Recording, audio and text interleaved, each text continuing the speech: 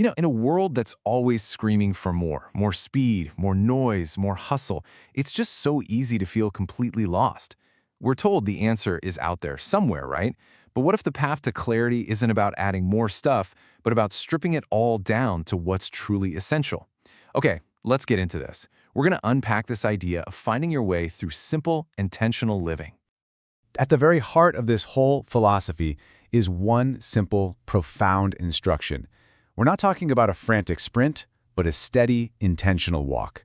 That's really the goal. But how in the world do you start when you're surrounded by all this distraction? Well, these are the big three, aren't they? These are the forces that pull us off course. You've got the noise of everyone else's expectations, the constant haste to keep up, and that deep, nagging fear that we're falling behind or making the wrong choice.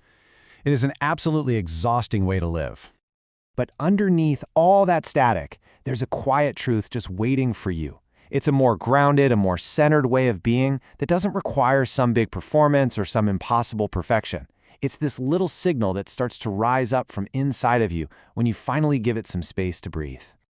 So this is the part we often get backwards. We wait. We wait for the perfect map, for some giant flashing sign that says, hey, start here. But the map is actually created by walking. The path doesn't exist before you take the first step. That first step is what brings the path to life. Okay, so how do we actually start walking?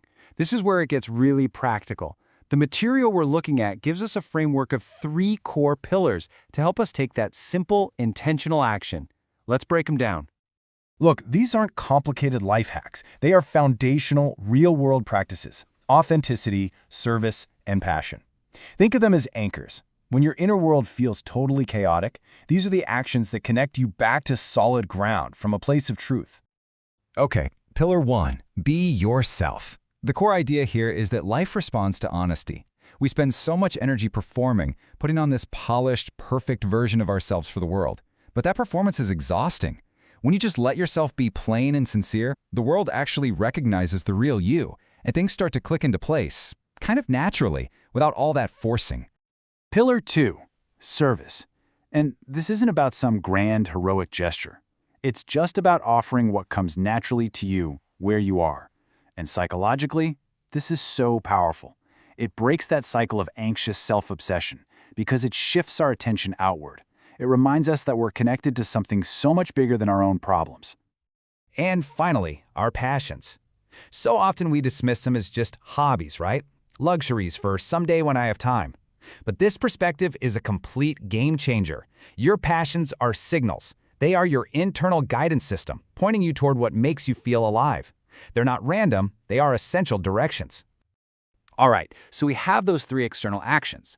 But, and this is a big but, to actually sustain them, something has to change on the inside.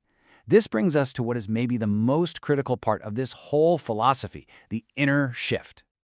This might be the toughest piece of advice in the whole bunch. I mean, we act because we want a specific outcome, right? But what we're told here is to let go of that white-knuckle grip. Why? Because when you're obsessed with the result, you actually compromise the action itself. When you do something simply because it feels true, you can pour all your energy into the act itself, which, ironically, usually leads to a much better outcome anyway. And just look at the difference here. It's night and day. Chasing an outcome creates all this pressure and tightness. It actually makes you blind to other opportunities that might be way better for you.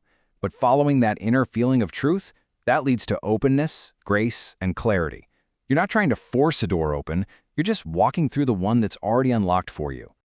So how do you get good at following that feeling? It comes from maintaining what's called a clean inner state. Think of it like mental hygiene. It's a daily practice of curating your beliefs, of consciously choosing what you allow to take up space in your mind. And here are the steps to do it. This is not a passive thing. It's an active, daily check-in. What beliefs are holding you back? You know the ones that say, I can't, or I'm not good enough. Let them go. And then intentionally hold on tight to the thoughts and beliefs that make you feel stronger, more capable, more you. So what happens when you combine these simple actions on the outside with this clean inner state on the inside? What's the result of living this way? Well, this brings us to the payoff, life's graceful unfolding. This is the magic of it, right here. It's not about you meticulously planning and controlling every little detail. It's about aligning yourself with your own truth and then just trusting that life itself will respond. It will literally rearrange itself around your authentic core in ways that are often way better than what you could have forced into existence. And when that rearrangement happens, the feeling is just one of expansion, of opening, possibility. And this growth doesn't come from pushing harder or from pressure. It comes from finding harmony with yourself and with your path. It comes from trusting the natural timing of your life's journey instead of trying to force things before they're actually ready. And that's the key. Not society's schedule, not anyone else's timeline, your own.